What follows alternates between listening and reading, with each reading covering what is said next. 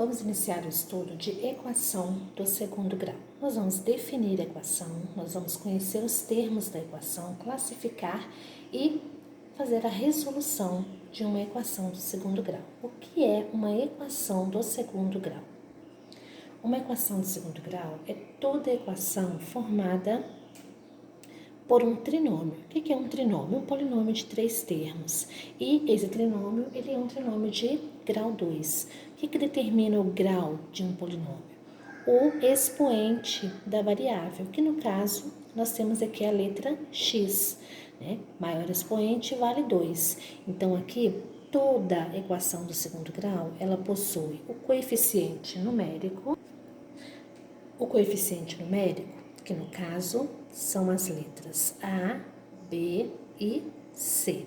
E é muito importante reconhecer dentro de uma equação o coeficiente numérico, porque é a partir desses 3 valores que nós vamos encontrar as raízes de uma equação. O que são raízes? Os valores de x. E a parte literal é uma letra qualquer. Na base dada aqui, nós temos que a parte literal é a letrinha x, mas ela pode ser também y, m, n, qualquer letra do alfabeto. Uma coisa importante que você tem sempre que saber é que o coeficiente a, ele é sempre o primeiro valor da equação. Ele sempre vai acompanhar a variável de grau 2, expoente 2. O coeficiente b, ele vai sempre acompanhar a variável de grau 1. E o coeficiente c, ele é chamado de termo independente. Por que termo independente? Porque ele não vem acompanhado de parte literal.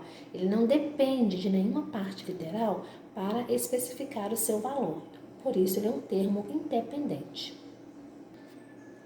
Então, aqui nós temos alguns exemplos de equação. Nós temos a primeira, que é 5x² mais 2x mais 3 igual a 0. Qual é o valor de A?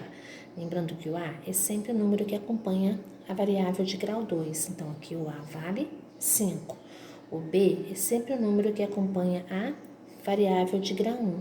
Então, o B vale 2 positivos. E o C é o termo independente, aquele que vem sozinho. Ele vale 3. Na segunda, quem acompanha o x ao quadrado? Ah, não tem número. Quando o coeficiente não aparece é porque ele vale 1. Então, o coeficiente A vale 1. O B é o termo que acompanha a variável de grau 1. Então, o B vale menos 3. E o C vale 4. O coeficiente A vale 3. Por quê? É o 3 que acompanha a variável de grau 2. O coeficiente B vale menos 2. Por quê? É o menos 2 que acompanha a variável de grau 1. E o coeficiente C? Eu não tenho termo independente, então ele vale 0. No próximo exemplo, coeficiente A, que acompanha a variável de grau 1, de grau 2, ele não aparece, ele vale 1. O que acompanha a variável de grau 1? Eu não tenho a letrinha M com grau 1. Se ela não aparece, é porque o seu coeficiente é 0. E o termo independente, menos 9. No último exemplo, 3x² igual a 0. Se o 3 acompanha a variável de grau 2, ele é valor de A. Eu tenho variável de grau 1? Não. Então, B vale 0. Tenho termo independente? Também não. Então, ele vale também 0. Quanto ao número de termos, a equação ela pode ser considerada como completa ou incompleta. Se os 3 termos forem diferentes de 0, aqui eu tenho um trinômio, essa equação ela é classificada como uma equação completa. Aqui também os 3 são diferentes de 0. A equação ela é formada por 3 termos. Então, aqui também eu tenho uma equação completa. Na terceira, eu só tenho 2 termos. Faltou o termo C. Então, aqui eu tenho uma equação incompleta. No quarto exemplo, faltou o segundo termo, que é o termo B. Então, aqui também eu tenho uma equação incompleta. E por último, faltaram 2 termos, o B e o C. Tem apenas um termo.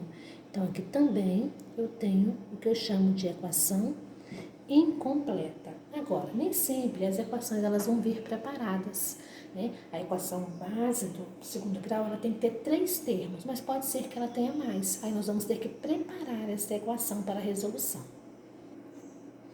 Bom, aqui nós temos uma equação que não está preparada. Lembrando que a equação de segundo grau ela tem que ter a forma ax ao quadrado mais bx mais c igual a zero. Então, 3 termos. E aqui, no entanto, eu tenho mais de 3 termos. Então, o que nós vamos fazer? Primeiramente, nós vamos agrupar os termos que são semelhantes. Então, eu já vou colocar em ordem de acordo com o grau das partes literais. 3x ao quadrado, quem é semelhante a ele? X ao quadrado. Aí ele está no segundo membro, depois da igualdade. Quando eu troco um termo de membro, eu tenho que aplicar a operação inversa. Então, o oposto de mais x ao quadrado menos x ao quadrado. Agora, vamos para a variável de primeiro grau, menos 2x. Menos 5x também está no segundo membro, ele é negativo. Ele é negativo, ele vai passar para o primeiro membro positivo, mais 5x, mais 5. E o 8, que é positivo, ele vai passar para o primeiro membro negativo. Tem que trocar o sinal, ele está somando, ele passa subtraindo. Igual a zero. Agora, vamos somar os termos semelhantes. 3 menos 1, 2x ao quadrado. Menos 2 mais 5, mais 3x. E 5 menos 8, menos 3. Então, aqui nós temos uma equação reduzida. Eu chamo essa equação de equação reduzida da equação inicial. Nesta equação, qual é o valor do coeficiente A, do coeficiente B e do coeficiente C? Lembrando que o A ele vai sempre acompanhar a variável de grau 2. Então, o A vale 2. O B ele vai acompanhar a variável de grau 1. Então, o B vale 3. E o C é o termo independente, aquele que não vem acompanhado de letra. Nesse caso, o C vale menos 3. Agora, como resolver uma equação de segundo grau? Diferente da equação de primeiro grau, a equação de segundo grau ela possui uma fórmula resolutiva. E é o que nós vamos ver a partir de agora. Então, o primeiro passo para se resolver uma equação de segundo grau é observar a equação e escrever os coeficientes A, B e C. E o segundo passo e o terceiro envolve o que nós chamamos de fórmula resolutiva de Bhaskara, que pode ser feito em uma etapa só ou em duas. Geralmente nós fazemos essa resolução em 2 etapas para facilitar. No segundo passo, nós vamos calcular o valor do delta, que é a primeira parte da fórmula resolutiva. Para determinar o valor do delta, eu faço o quê? B ao quadrado menos 4 vezes o valor de A vezes o valor de C. E aqui eu tenho uma fórmula. Então, toda equação de segundo grau, você vai aplicar essa fórmula primeiramente para encontrar o valor do delta. E no terceiro passo, nós vamos para a fórmula resolutiva, para determinar a raiz. E a fórmula resolutiva da equação de segundo grau é x é igual a menos b, eu tenho que ter muito cuidado com esse menos, mais ou menos a raiz quadrada de delta sobre 2 vezes o valor de A. Então, esta fórmula ela é chamada de fórmula resolutiva de Bhaskara. E é através dela que nós encontramos as raízes da equação. O que são raízes? São valores de x que torna a equação verdadeira.